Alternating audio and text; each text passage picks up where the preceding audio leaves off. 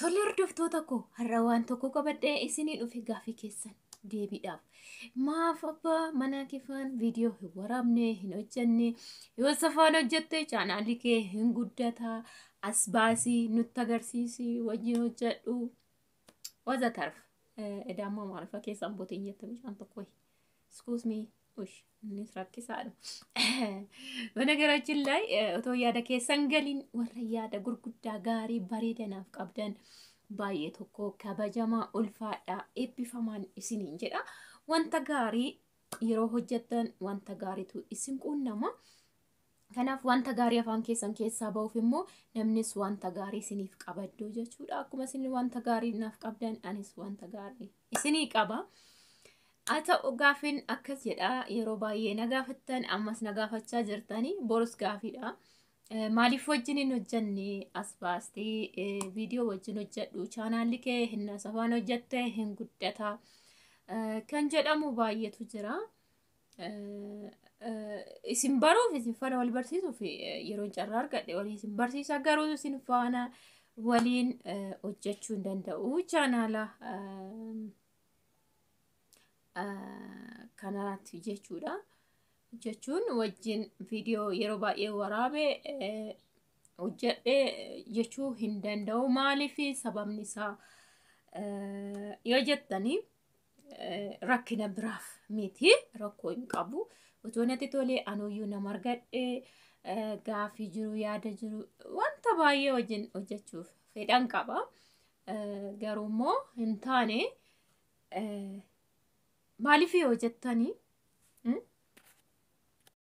ifama yeroo baay'ee yeroo sagalee fuudhee dubbadhu dhaggeeffatu maaliif waan hin jedhee haasa'u wayii yookiin lola kaasu naam natti fakkaata akkasitti dhaggeeffatu gisee baay'ee dhadhaabatanii dhaggeeffatu natti dhagaama garanaanis manni jira waan ta'eef ani akkasitti dhagaamuuf sagalee guddiftuu waan hin qabneef sagalee ol fuudheen dubbadha. Innaa sana isaan maal akkan hojjedhu waan hin beekneef yoo laaraadha waan ta'eef na dhaggeeffatu saafiin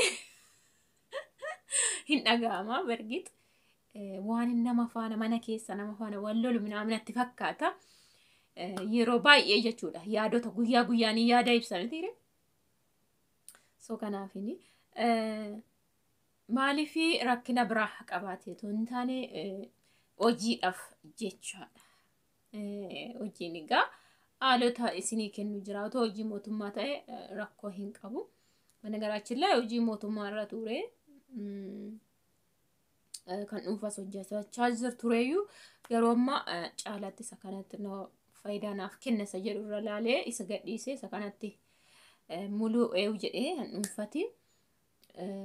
Kanaaf hojii yeroo namaa kennu yookiin immoo guyyaa viidiyoo waraabuu danda'u wajjin hojjedhu miti. Akkamittuu jettan immoo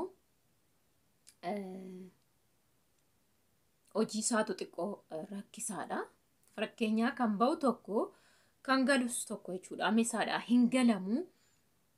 Maaliif hin galle jettan iddoon isaa fagoo baay'ee fagoo ta'etu hin taane ergit majaajidhaan 20 gen hojii namoota achitti dhiisee dhufuu hin danda'u. Hojii dhuunfaa isaati isiniin jedhee makiina yookiin maashinii biyyoo qotu shawaa baasu garagantii baasu kan isaa hojjeta. Banagaraaችን ላይ maashinicha yookiin makiinichi namuma biraatu hojjeta yookiin hoofaa jedhamu. Garuu taa'ee galiisa sassaabbata jechuudha yookiin walitti qabata. Yeroo baay'ee yoo nama hamantan namni biyya keessatti gaarummaa yaadumtuu hin jiru. Guyyaa 2-3 eeshi jedheetti guyyaa sadaffaa siistamattiin keessa galee fayyadamu barbaada. Namni tokko immoo kan hojjetee faayidaa agarsiifachuuf waan ta'eef amma fakkeenya isinitti meera maashina biyyoo baasuu garagantee shawaa baasuu isiniin jedheera. Ofiif hojjetachuu danda'a namnis hojjechuu danda'a namni inni hojjetu sun itti qaxarameeti inni hoofu garuu kan galii fuudhu yoomumaa inni hojjetu sun inni qotu sunii fi inni kan biraa qobaa ta'uu qaba galii fuudhuu hin danda'u. Nama biraa immoo nama biraa immoo yoo akkuma isaa sanatti qacaree isaan lama walii galanii baay'ee nama miidhuu jechuudha. Yaa duras argaa ture jechuudha. Namoota bakka buusee yeroo baay'eetti miidhama jechuudha. Kanaaf achi galii sassaabbata sin jechuu barbaade. Baay'ee ulfaataadha namni keenya wanti tokko yoo ofii keessanii keessa buutanii teessanii hojjettanii malee baay'ee tokko ulfaataadha jechuudha. Biyya keessatti qaxareen hojjechiisa minaamineen parsantii ammattiin qaxartanii lama dhabdu jechuudha. Faayidaa miti miidhatu caalee isinirra ga'a jechuudha. Kanaaf fakkeenya itoo makiinaa 20 fe'anii dhufanii 17 jedhu. Jechuu ni danda'u jechuudha. Fakkeenya 17 sadii irraa hambifatan salphaa miti jechuudha. Sadii jechuun maaliif achi teessee waan hin lakkoofne isaan walii galanii kan makiinaa sadii ofiif fudhatu jechuudha walii galanii. Kanaaf yeroo baay'ee jechuudha guyyuma hundumaayyuu jechuudha bakka sanbata guddaan alaa. Guyyaa gonkumaa immoo hin galu misaadha isaan faana isaan sadii ta'u jechuudha. Achumatti fayyadamuu misaa achumatti fayyadamuu waan ta'eef kan galan galgala jechuudha. Galgala immoo biyya keenyatti ampuuliin xiqqoo rakkisaadha. Ibsaan halkanitti viidiyoo waraabdu baay'ee mijataa miti. Itoophiyaa keessatti iddoo normaal akkaataa kondominiyeemii warra itti galu fayyadame ampuulitti galfatee amma tokko yoo ta'e malee ifti halkan galgala viidiyoo waraabamnaan baay'ee ulfaata baay'ee dukkana.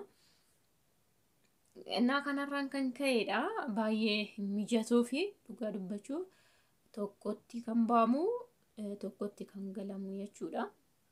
Sana booda immoo bakka ibsaa waan hin jirreef ibsaan waan hin jirre yeroo isin jedhu ibsaan normaali fa guddaa qabaatee ittiin kaameraan akka waraabamu ta'u isa jedhamudha malee ibsaan jira.